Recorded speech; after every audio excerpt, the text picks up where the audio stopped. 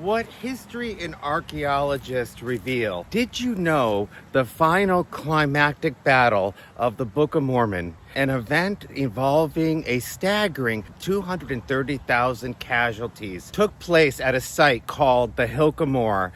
This battle obliterated the Nephite civilization, leaving only one survivor, Moroni, to document the tragic end of his people. Years later, after wandering alone, he left this record in a hill in upstate New York, later known as Cumorah, later where it would be discovered and translated by Joseph Smith. But here's the big question. If such a monumental event happened here, where's the evidence? If this catastrophic battle truly unfolded as described, wouldn't we expect to find something? Remains of weapons, perhaps, or even bones. After all, archaeology has uncovered traces of other ancient conflicts, like the Trojan War. So, could we find similar evidence at Cumorah? In this video, we're diving deep into some surprising insights about archaeology, history, and what we might realistically expect to find. It turns out there's more to the story than we may realize. Let's break this down with three key questions. Did the battle really take place at the Hill Cumorah? Could the vast scale of the conflict have affected what was left behind? And finally, what challenges would archaeologists face if they searched for evidence? As we dig deeper, we may discover unexpected answers about the location, scale, and evidence, or lack thereof, of this pivotal event. First, did the battle actually happen at the hill we call Cumorah today? While this is where Joseph Smith found the plates, is it necessarily the same place described in the Book of Mormon?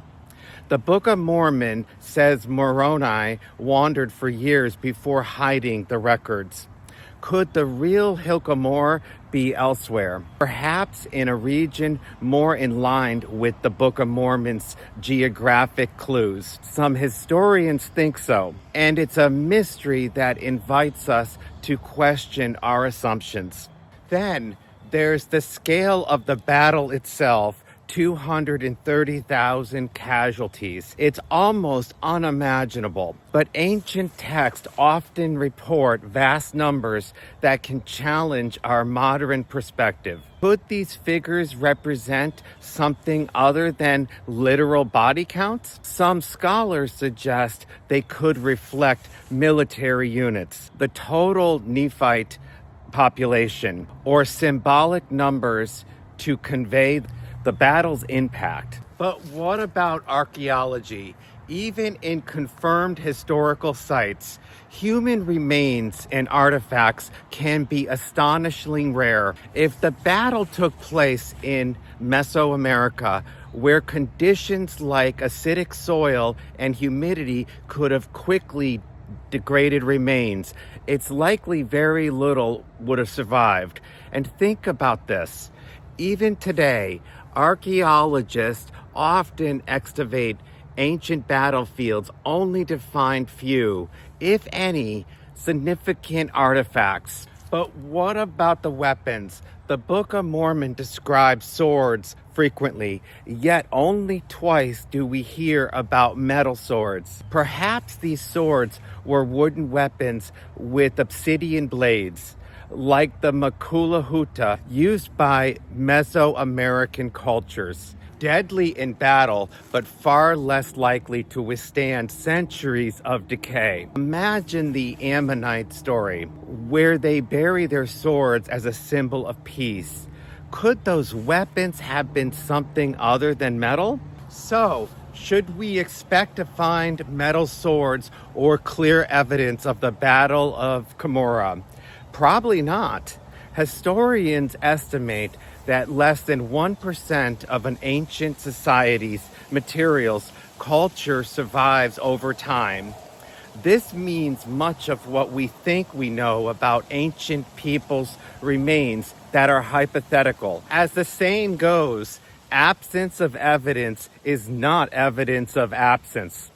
What if the mysteries are here to inspire faith and curiosity rather than definitive answers? With this in mind, how do we approach the Book of Mormon? We can view these mysteries as contradictions, or we could explore the text in its historical context. Just like the Bible, the Book of Mormon invites us to ponder.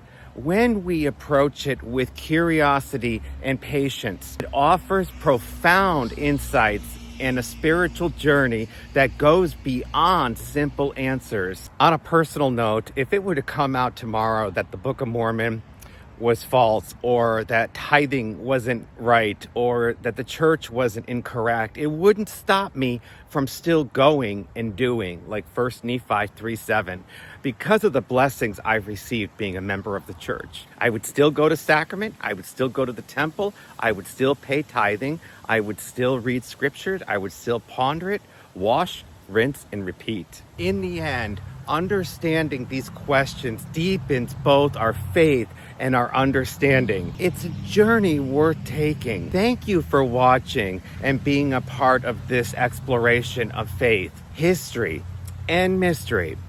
I invite you to watch the previous series if you've missed them, and hit the like button and subscribe, and post in the comments, or share this with a friend that you think may enjoy it. It's hard.